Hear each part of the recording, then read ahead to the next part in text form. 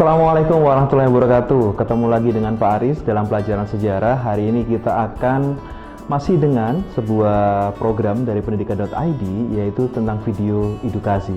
Nah, hari ini kita akan belajar tentang materi baru di kelas 11, yaitu pelajaran kelas 11, yaitu tentang apa? Tentang kerajaan-kerajaan bercorak Hindu-Buddha di Indonesia. Nah, sebelum kita belajar tentang yang namanya kerajaan, kita pasti tahu dong yang namanya agama Hindu-Buddha bisa masuk ke Indonesia itu karena apa sih? Nah, maka hari ini kita akan mengupas banyak tentang teori-teori masuknya agama Hindu-Buddha ke Indonesia. Nah, jika kita bicara tentang agama Hindu dan Buddha, kita nggak akan lepas dari peradaban yang ada di lembah Sungai Gangga dan lembah Sungai Indus, kan?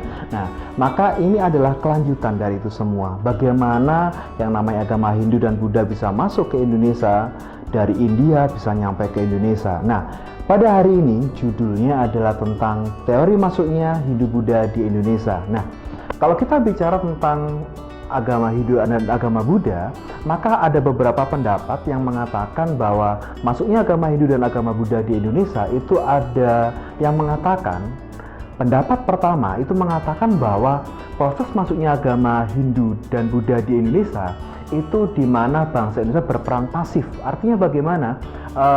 Mereka yang dari India itu masuk ke Indonesia itu secara aktif dan bangsa Indonesia pasif menerimanya.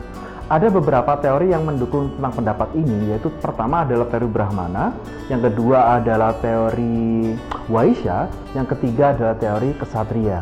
Nah, pendapat yang kedua itu mengatakan bahwa masuknya agama Hindu-Buddha ke Indonesia itu Indonesia yang berperan aktif di sana. Contohnya di sini adalah apa? Teori arus balik dan teori Sudra. Nah, mari kita akan kupas bersama-sama. Yang pertama adalah teori Brahmana.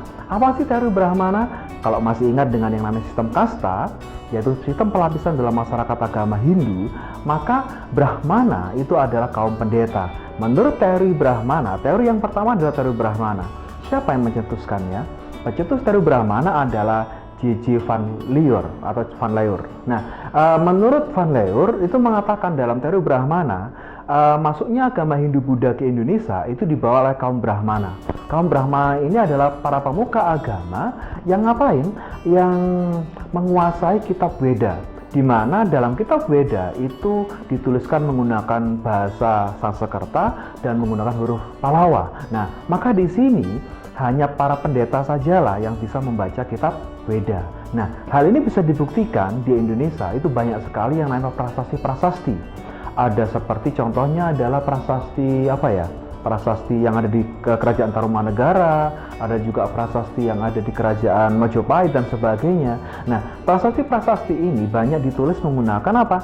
Iya, menggunakan huruf Pallawa dan menggunakan bahasa Sanskerta, dan itu hanya dikuasai oleh kaum Brahmana. Nah, maka di sini teori Brahmana menurut J.J. Van Lier ini bahwa masuknya Hindu-Buddha di Indonesia itu karena adanya peran serta golongan Brahmana, yaitu apa? Yang menyebarkan agama Hindu dan Buddha karena apa? Kaum Brahmana adalah orang yang paling paham, orang yang paling tahu tentang kitab Weda. Oke, kita sudah mengupas satu teori, yaitu teori apa? Teori Brahmana. Tentang apa? Tentang masuknya agama Hindu-Buddha ke Indonesia. Sekarang kita menuju ke teori yang kedua. Nah, teori yang kedua adalah teori Waisya. Siapa pencetusnya atau siapa pelopor yang teori Waisya ini? Yaitu adalah N.J. Krum. N.J. Krum mengatakan bahwa yang menyebarkan agama Hindu-Buddha di Indonesia itu adalah apa? Peran serta dari golongan apa? Golongan Waisya. Nah, apa sih Waisya itu? Waisya adalah golongan pedagang. Nah, para pedagang-pedagang dari India yang melakukan perdagangan ke Indonesia itu mereka secara tidak langsung mereka pasti menunggu, kan? Nah, kalian pasti tahu dong yang namanya jalur pelayaran antara India dan Indonesia itu mereka masih menggunakan kapal layar, yaitu kapal yang bergerak menggunakan bantuan angin. Hanya ada 2 angin setiap tahunnya bergerak, yaitu apa? Angin muson dan angin muson barat dan angin muson timur. Nah, maka di situ sambil menunggu angin untuk datang kembali lagi ke India, para pedagang atau kaum Waisya ini itu bertempat tinggal atau melakukan sebuah proses akulturasi dengan bangsa Indonesia sambil mereka berdiam diri. Mereka menciptakan sebuah kampung pedagang. Kalau dalam istilah istilah agama Hindu itu namanya keling atau kampung pedagang agama Hindu. Nah, mereka di sini secara nggak langsung menyebarkan karena dia berinteraksi, melakukan akulturasi, mereka menyebarkan agama Hindu di situ. Nah, itu jadi menurut teori Vaishya bahwa yang menyebarkan agama Hindu adalah kaum apa? Kaum pedagang atau kaum Vaishya. Oke. Nah, sekarang kita menuju ke teori yang ketiga. Apa teori yang ketiga, Pak Aris? Teori yang ketiga adalah teori ksatria. Dalam sistem kasta, ksatria itu artinya adalah para bangsawan. Nah, disinyalir menurut teori ksatria yang dipelopori oleh seorang tokohnya yaitu C.C. Beck, Mukherjee, sama J.L. Moon itu mengatakan bahwa menurut teori ksatria, penyebaran agama dan kebudayaan Hindu-Buddha di Indonesia pada masa lalu dilakukan oleh golongan ksatria.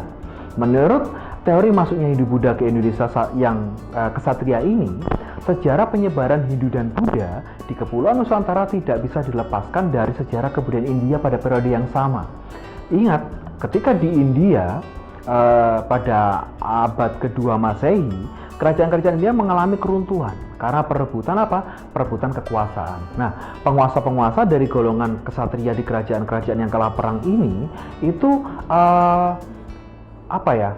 melarikan diri hingga kemana? Ke Nusantara. Nah, sambil mereka melarikan diri sampai ke Nusantara di Indonesia, mereka kemudian berkembang mempengaruhi orang-orang yang ada di Indonesia sehingga mereka menciptakan yang namanya kerajaan-kerajaan baru yang bercorak Hindu dan Buddha. Sekarang kita menuju ke teori yang keempat.